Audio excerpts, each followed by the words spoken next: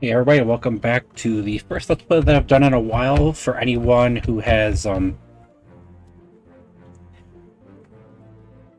paying attention, I have been actually streaming on Twitch a little more than I've been doing Let's Plays for the past while now. It's been a decent number of months, but I've still been active, just doing more streams.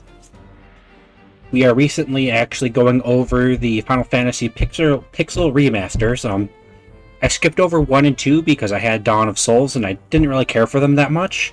So we started with 3, finished that. We finished 4, and before I jump into 5, I still gotta finish it, and then I want to get a little further in 6 for doing the stream of it before I continued into 5 as well. Unfortunately, didn't actually highlight and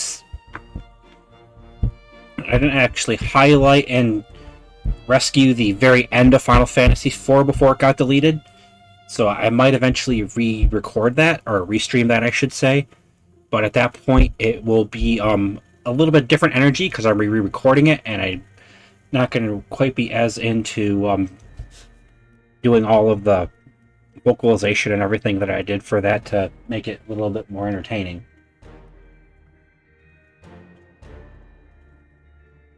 Alright, so with that, before we actually hit begin here, this is going to be a bit of a longer first video, because we aren't just going to be playing through Obra Dinn. I'm going to be going over a bunch of different tips and tricks that I found to help identify people easier without like pulling out your hair.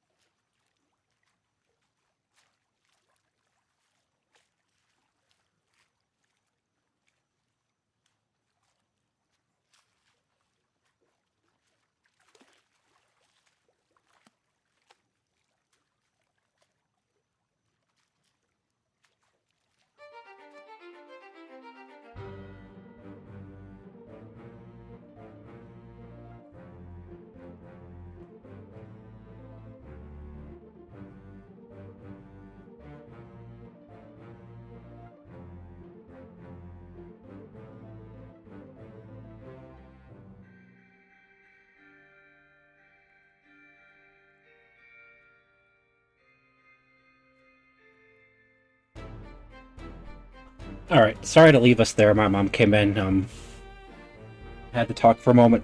Like I said, because of the things we're going to be going over at different points to help identify people, and the different tips and tricks to help identify them without cheating, this is going to be a bit of a more in-depth Let's Play, and this first video is going to run a little longer, going over a bunch of this information. Alright, so let's begin. So this was my initial first file, and this is a file I was doing that's kind of a bit of a speed run in the sense of I'm identifying everyone as soon as I can. That's why it's only 2 hours and we already have 39 people solved. So we're going to be doing the third file here as our Let's Play file. Lost at Sea, 1803. The good ship Obra Dinn, built 1796, London, 800 tons, 18 feet draught. Captain R. Witterell, crew 51 men. Last voyage to Orient Cape rendezvous unmet. Contact East India Company London office for inquiries or testimony. Sorry, I have to read that a little fast because the Game does skip past it if you don't.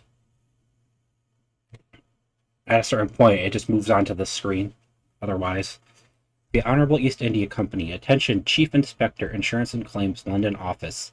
The Obra Dinn has returned. Dispatch to Falmouth immediately and prepare a full assessment. So we are this Insurance and Claim Chief Inspector of Insurance and Claims for East India. Falmouth, England, 1807. Company man woke me up. Said you'd need ferry to the Obra Dinn. Not many eager for that job. Seems a bit late if you ask. I didn't. What's in the box? I don't know. Hoist it up in a few minutes. Hey! How? Carefully.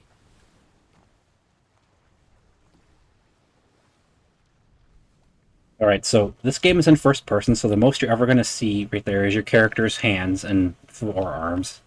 Or most of their forearms for the most part. As we heard there, the main character that you play as the protagonist is a female. We don't know her name at the moment. We could just tell from those few lines, which, by the way, those are the only lines that she speaks in the entire game. From those few lines that it's a female protagonist. This is the box, but first we have to come up here and look around the boat. Once we actually get the items from that box, I will then start covering some of the things that I want to talk about that we are going to be using in this to help identify people faster and without as much of a headache or pulling our hair out. Alright, so we do have a dead body right over here.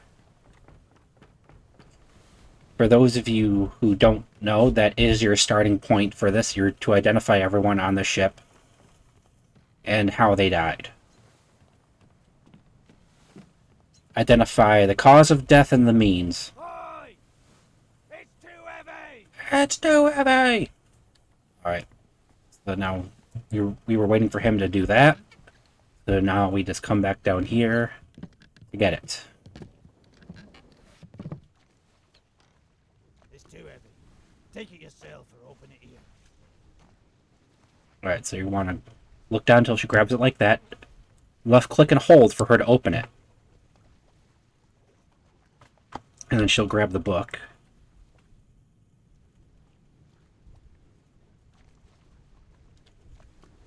It's basically saying hit D to flip the page. So every time you hit D, it'll flip to the next page, left to right. And you actually have to flip through this entire book before you can close this screen. So holding down D will flip through them quickly, and you can hit A to flip backwards, and hold A to do the same thing and flip backwards quickly. There is a better way to go about flipping through pages when you're trying to go from one chapter to the next. And right there at the very back, you see it'll say hit tab to open and close the book, and Q will flip straight to the table of contents. Now, going to the back cover, this is your only other way to do it besides just flipping all the way to the back individually, which takes a little longer. I'll be going over the importance of all of these, and I feel from things I have seen that there are a number of people that they never look at the journey, they never look at the ship, and they never look at the crew, or the glossary. The glossary right here, all these different definitions of the different positions on the ship. These will be important for some of the tips and tricks that I'm going to go over as we start identifying people. So, the ship here, this is something else people don't do. I'm pretty nearly positive that people never do this. They never look at the map of the ship. The footprints there are where you currently are on the ship. And I'll go a bit more into that here in a second, but not too much until we actually get to a point where it'll be a little more relevant and easier to see how that can be helpful. So the map of the ship there and the map that courts out their course of / journey that they were supposed to take. I don't feel people ever use these. I've actually seen someone who could have identified people that escaped a lot faster than they did had they looked at the map here and seen where on the map they were. So Each chapter on this path will be marked where they are in the ocean. You just hover this magnifying glass over that X, and it'll tell you which chapter of the game that is. So if like you're wondering, okay, well, I need to know certain information nautically about where they are in the ocean and what was around them, flip to that chapter and flip to the journey, look to that chapter's X on the map, and see where they are. Those two things can help you quite a bit. And then the sketches here are just how you're going to be identifying everyone. And a little bit later on, I'll be getting into certain things to know about where each of these people are on the two sketches here.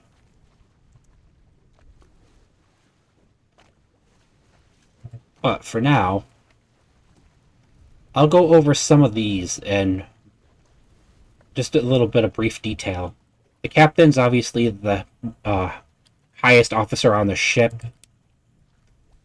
The mates are officers or tradesmen that support and assist their superior. General mates help to run the ship and serve at the captain's request. Tradesmen mates serve their supervisor, so like the bosun, the gunner, the surgeon, the carpenter, they all have mates. Those mates specifically help them. The bosun, or boatswain, is the foreman in charge of general crew operations and the equipment required to sail the ship. The gunner is the military officer in charge of weapons and military procedures on the ship. The purser is the administrative officer. They also have they account for all the cargo and trades and transactions, and they have a little store that they run for the crew.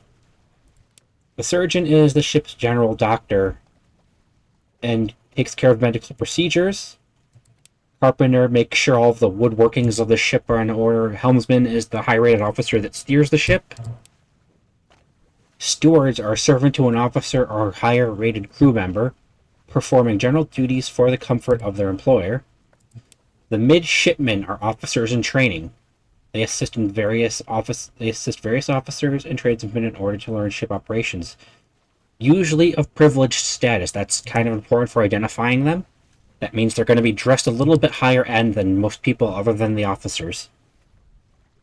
The top men are a higher rated seaman specializing in working above the deck in the sails and rigging. So usually, most of the time, top men in the chapters and scenes, you'll see them on the top deck of the ship and working on the rigging and the nets and the sails. Now, the seaman is the general low-level crew member responsible for manual labor and procedures below deck. The rigging is the networks of ropes and chains supporting the masts used for working the sails. That's why I use that term. Top men will be working the sails and along all of the rigging. The main deck is the part of ship above water, or the deck that is above water. The gun deck is the deck that has all of the guns and the portholes for firing. And the orlop is the second to lowest deck where they keep animals and cargo.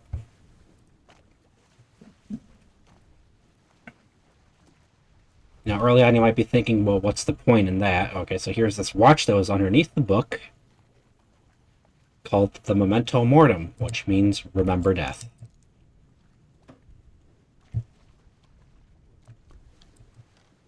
So now we make our way back up onto the ship.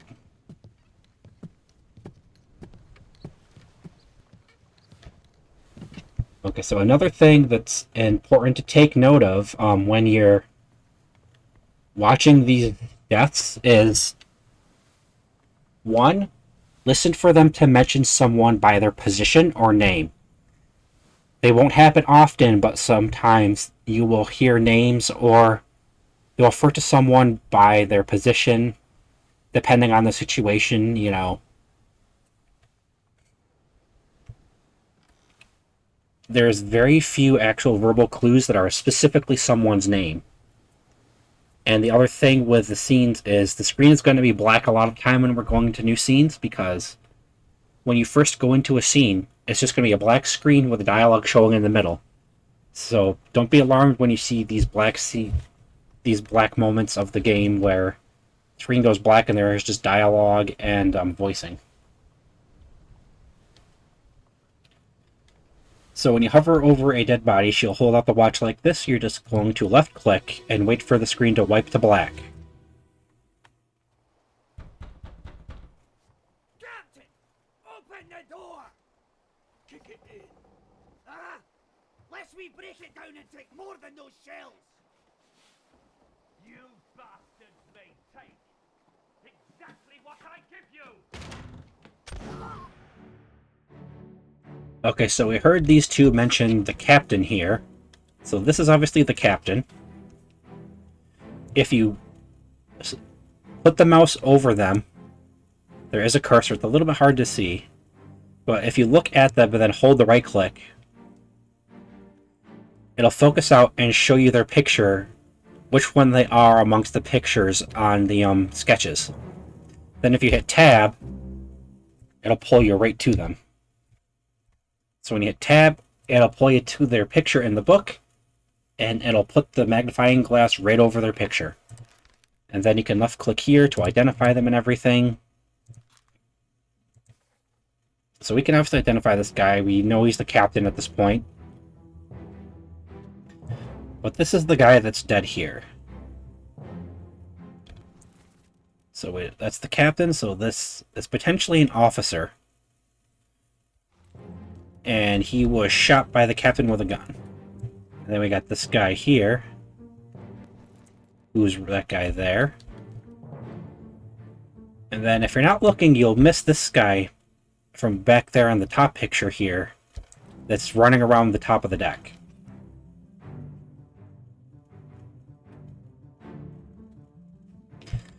And then, I don't know if there's any way to ever speed it up, but you wait for it to wipe back to black from that reverse wipe there, and that's when it goes to the book.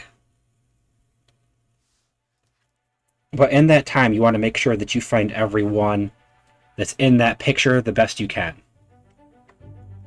So we are starting here on Chapter 10, The End. Outside of the captain's quarters, apparently.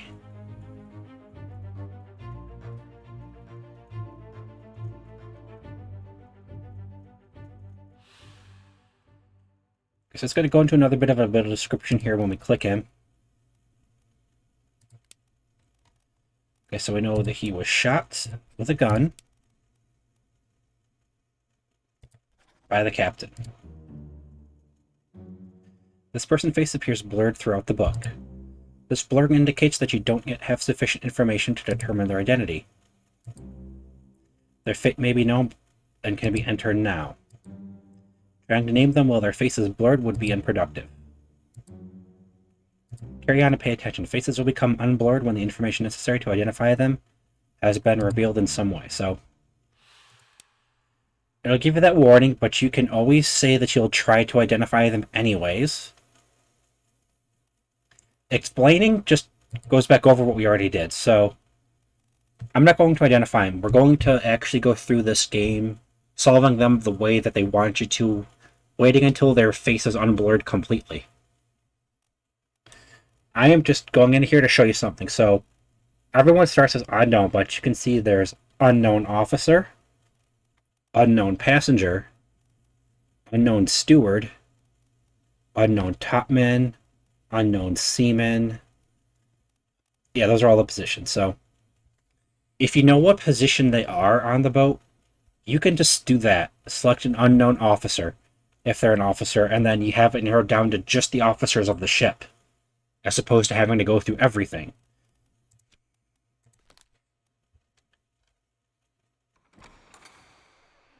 And that unlocking and unhinging here is the door opening that we saw here, telling us that we can go back out of this scene.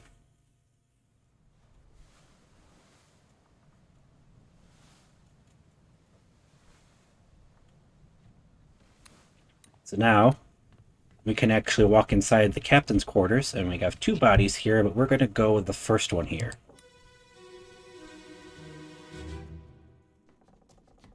Where are they? Must be in here someplace.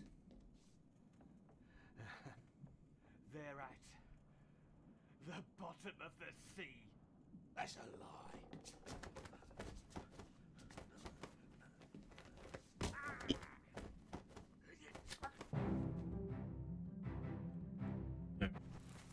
So here's good old Captain Boy. So this person's face is no longer blurred, which means that they can now be identified. Use the book and the pocket watch to gather enough information to deduce their identity. Revisit memories on the ship using the pocket watch to study relationships, appearances, and activities. Use the book maps, crew manifest, and sketches, along with the individual conversational logs, to find clues about. There are 60 people on the ship when it left England. Determining everyone's identity and fate will not be easy. Decisive information is rare. You'll have to make assumptions using partial information. Some identities may only be revealed through a process of elimination. Good luck. So one thing they haven't gone over yet is these little arrows over their picture indicate how hard it is to identify them. One arrow means that they'll typically become unblurred rather easily. 2 arrows means that you'll need a bit more information, and it'll take a little longer. 3 arrows is the hardest, and it means you're going to probably have to wait a decent while before you have enough information for them to become unblurred and figure out who they are. So we know this is the captain. And that's it for now. Alright, that's that guy, so we're going to go here. Yeah, you have to wait till you actually get the death scene in their book to actually put in their death. And here's this guy that was jumping down, climbing up to the top area above the captain's quarters, dropping down onto the walk back here to get to him. So we could probably assume that he's the next guy that gets killed that was over here.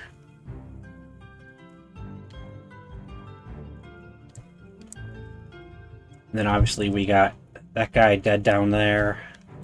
Probably an officer. I'm not going to change his identity just yet to narrow it down at all.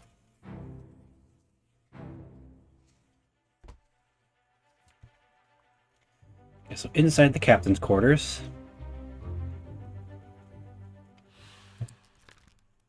We don't know who it is, but we know he got clubbed by the captain.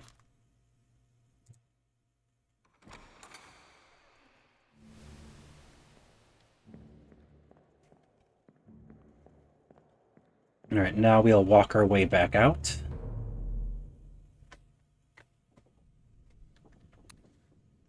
And we'll identify, or we'll go into this person's death.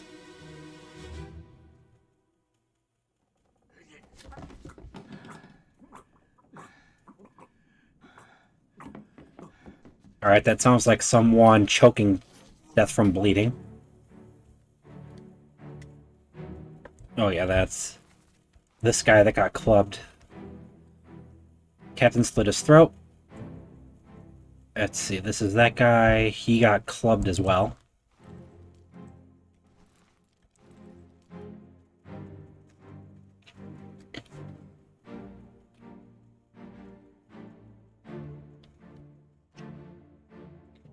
And I think aside from him, there actually isn't anyone else around at the moment for us to identify. No. Just the 2 that are dead, this guy that died here, and the captain. Oh yes, but we do have one of the female passengers here. So, this is this woman here. She's sitting on the bed in the captain's quarters.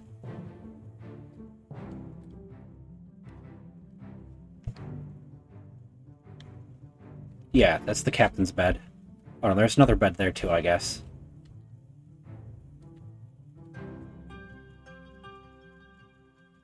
So that's probably his wife, per se.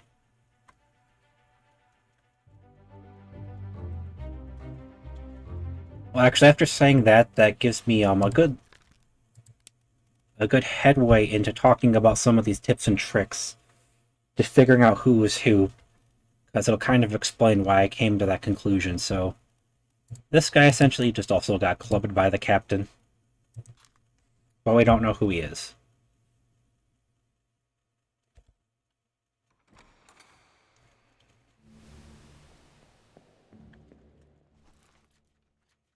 Okay, so if we go to the crew here... Okay, so the captain's name was Robert Witterell. Scroll down. We see there's an Abigail Hoscott Witterell. So that was probably his wife, potentially the person who was laying in that bed. And there's also a William Hoscott, who was the first mate.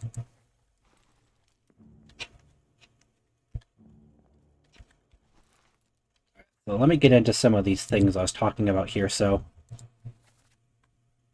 most often in these sketches and in the different scenes of the chapters, not just looking through them in the sketches, people of the same nationality / origin will be sitting together or of the same position. So these 4 people here, and then these 2, because they're sitting there playing cards together.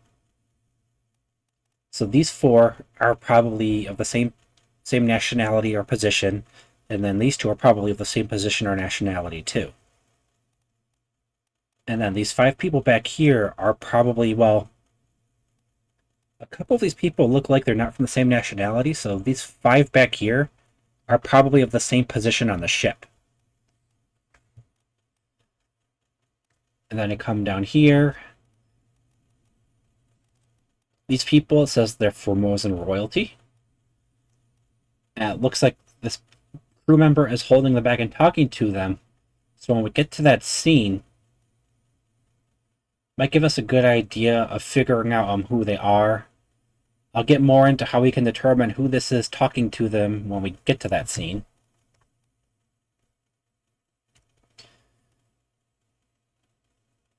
So we can identify this guy right away. He's completely unblurred. If you notice, he's holding onto the helm, so he's possibly the helmsman. We'll come back to that later. These 4 are standing together. I can already tell because we're already about 27 minutes, so this is definitely going to run long, especially with explaining things. So again, not just in the sketches, but when you're going through the different chapters of the game, pay attention to what people are sitting together. And sitting together and doing something or just talking. Often, not just in the sketches, but also the people who are doing something together in the different chapters are either the same class of crew member, or they're from the same origins. That's just a bit hard to wear. So we got... Oh, geez. So that must have been that woman. Let's see who this is first.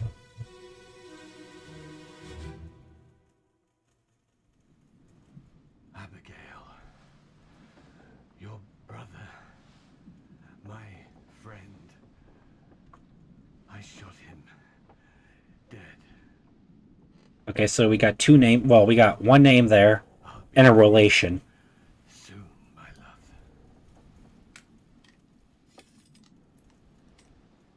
Please forgive me for everything. Ugh.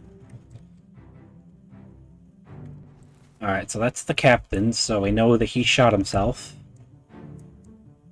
Since he's sitting back here... Yeah, she's identifiable now, so this is most likely his wife. Where is there? Passengers, here we go. This is Abigail. And he talked about shooting her brother. So her name was Abigail Hoscott Witterell. So her brother was his best friend.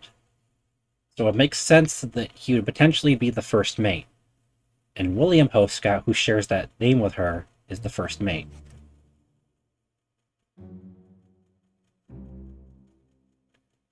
This may or may not be correct. Fates are validated in sets of 3. Quickly identify at least 3 people and their fates to have information typeset into the book. Okay, that's just telling you, like... That's something I didn't go into, but not necessary to cover that immediately. But yeah. That's part of the trick with getting people figured out, is You may solve one person, but you're not going to know for sure till you have two other people properly identified with them.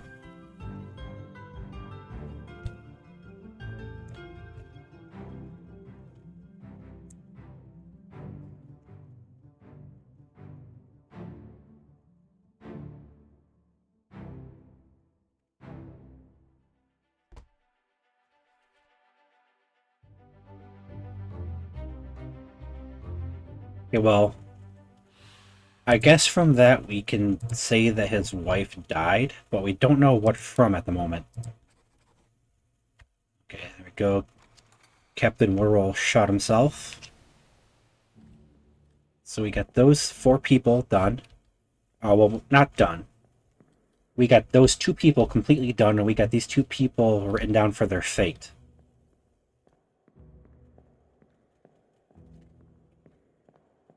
I'll go another 5 minutes or so. I'll cover something else briefly that'll help figure stuff out.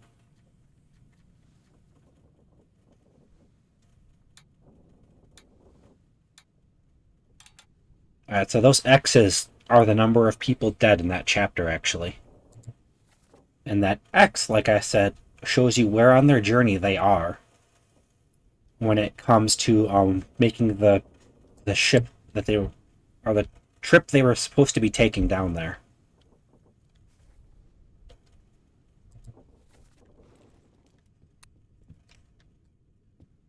Now, we'll see what happened to Abigail.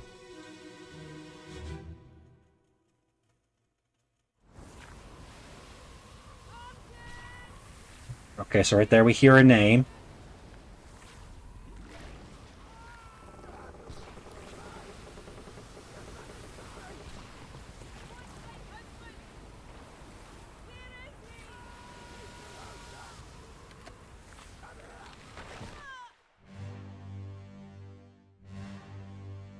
Ouch. So we have this giant sea creature that it looks like ripped off a mast, and she got smacked in the face with it.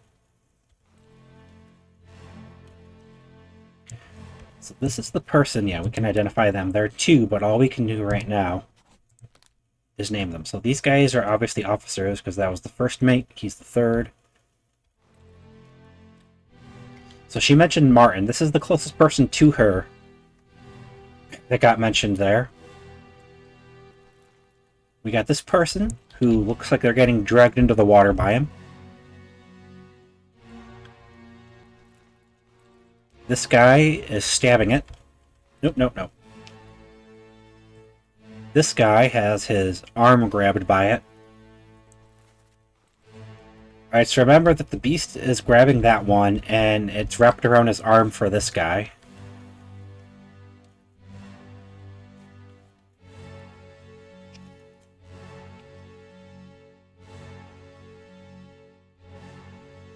Okay, this guy looks like he was ripped in half.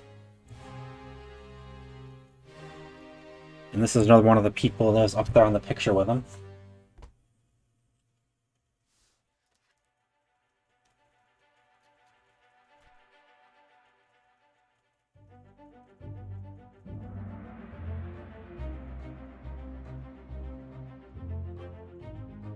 And now we are into a earlier chapter, 2 chapters before that, actually.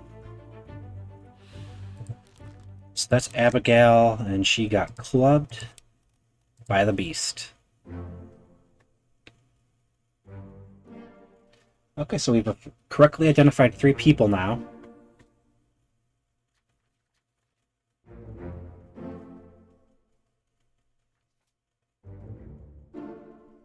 And that's what happens when you get 3 people correct. And then it'll put 3 lines at the back of the book there for them. And these lines go all the way around until you get to the shaded part, which is for the bargain. Alright, so this is what's going to be typically happening more so when we get to this further on in the story, is that the watch is going to be shaking like this as opposed to having a door that opens. So you're going to see here, there's the other 2 female passengers. There's another steward there.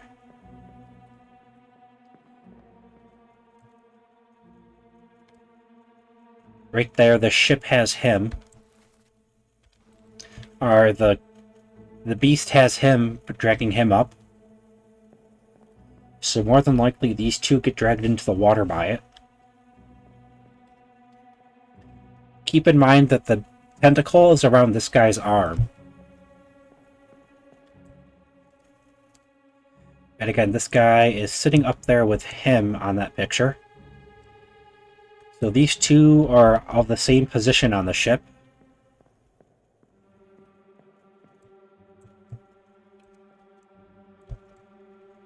Highlight him, please. And then we got this guy.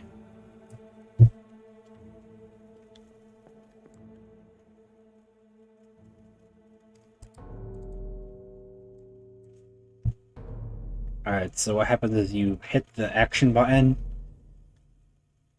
and it'll highlight a specific person. You go over them with the watch, you hit it again, and it'll go to their scene. Or, well, it'll go back to the present. You'll hear that shaking, the watch will be glowing, you hit the watch, and this, like, sort of mist comes out of it, or whatever they refer to it as.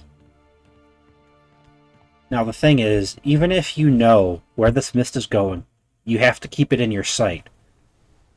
If you move ahead of it and you can't see it, it doesn't move.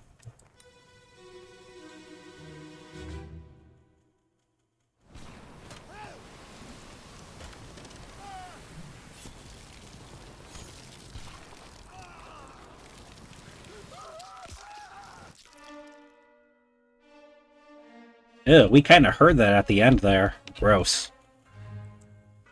Okay, so there he is.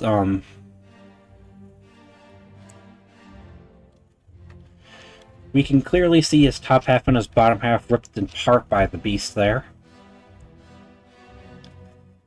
There's the guy that was spearing it while it was wrapped around the one guy's arm. That's Martin. There's the guy that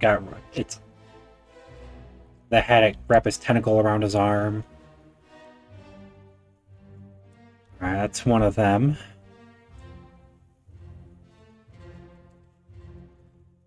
Okay, there's these two guys. They're dressed similarly. Oh no, that guy is, yeah, another officer.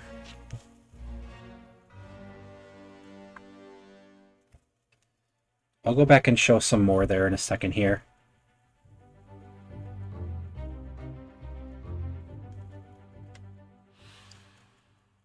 Alright, so we could identify him, but he's got 2 arrows. And we don't actually have any clues as to who he is. So he was torn apart by the beast.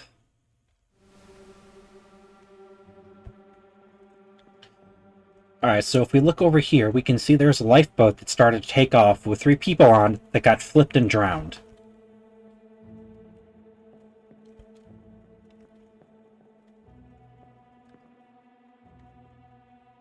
We have this dead guy here, that mate, or that officer, I should say. That's the one guy, that's who the guy in the top up there is tossing the gun to. I've got this guy here who's, like, tied down and trying to maintain his footing.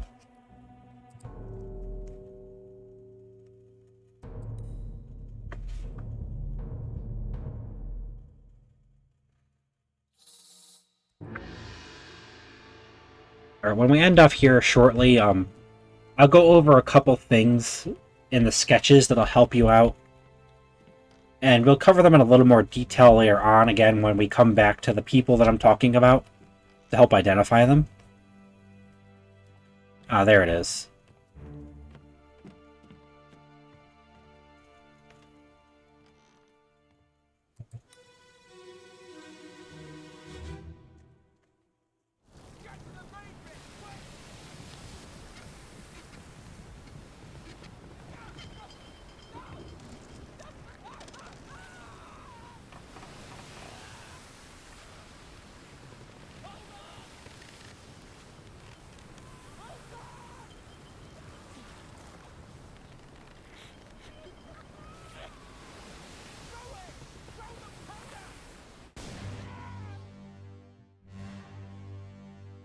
So there's that guy in that previous shot. So if we notice, these three back here that are standing together, they're kind of dressed similarly. And they're dressed in rather nice clothing, too. So you got that guy here. Here's the guy that we are looking at. So, you heard them say powder. That obviously, you can obviously draw from a conclusion if you feel confident enough that that huge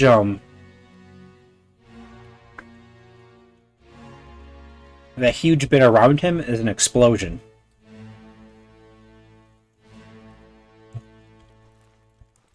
Okay, there's him. And behind him we have that officer again as they're running up with weapons. There's that guy. Okay, is there anyone? Oh, yes. Take note of this guy and remember, because that means that he obviously fell into the water.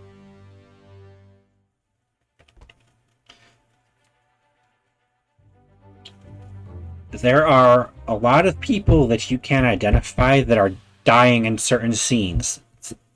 As another tip, so make sure you find everyone. Even if you can't identify them, remember what's happening to them. Remember, we saw about like 3 people that got grabbed and about 4 people that fell into the water. That was their means of death. Okay, so they're talking about powder. Back then, the only things that they would have quote-unquote had for powder would have been gunpowder. So you could say he exploded, but I think there might be something else that we can use.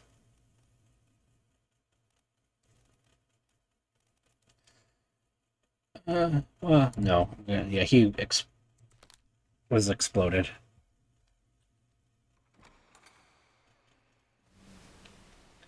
Okay, good. We're not going to have the watch bugging us in the game telling us to advance right now, as that was the end of this excursion of multiple deaths. So, again, like, we can identify them right now, and we don't know who they all were. But just remember, this guy, amongst those people on that back row of the picture there, this one's falling into the water there. We had the lifeboat with 3 people that got tipped over and knocked into the water. And then we had the 2 other people that he was grabbing that were essentially pulled into the water as well.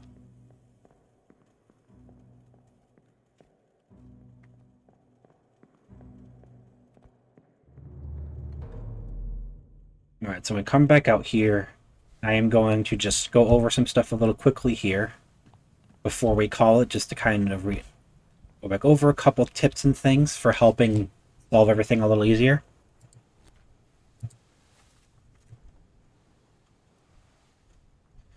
So we know that this guy, and this guy were all topside.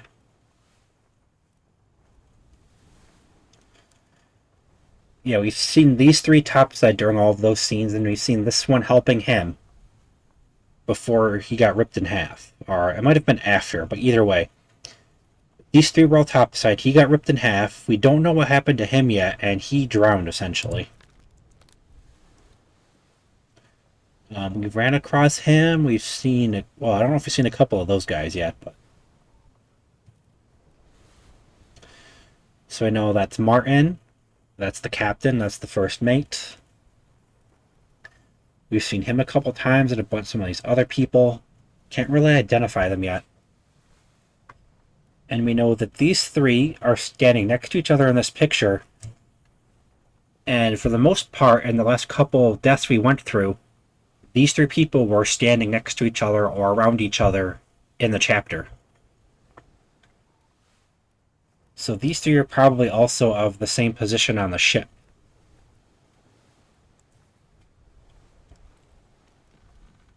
But it's actually been about 15 minutes past the usual half-hour mark that I like to do. And again, that was partly because we were going over a lot of different things to help figure out who's who without pulling your hair out.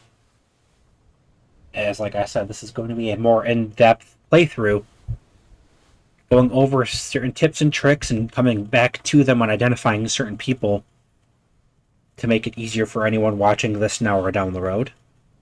It's actually a game I like a lot. I wish Lucas would come back and do another game like this. Doesn't have to be another boat. It could be a mansion. It could be a warehouse. It could be anything. Just another game with something like the Memento Mortem here. But I'm going to call our first video of this Let's Play right here. I said it was going to run a little longer, so, I was expecting that, and you should have been expecting that too. Having been told up front. When we come back, they'll hopefully go a little bit shorter, and we'll continue looking at these deaths and try to find our next body. So until then, remember to leave a like if you enjoyed it, follow if you'd like,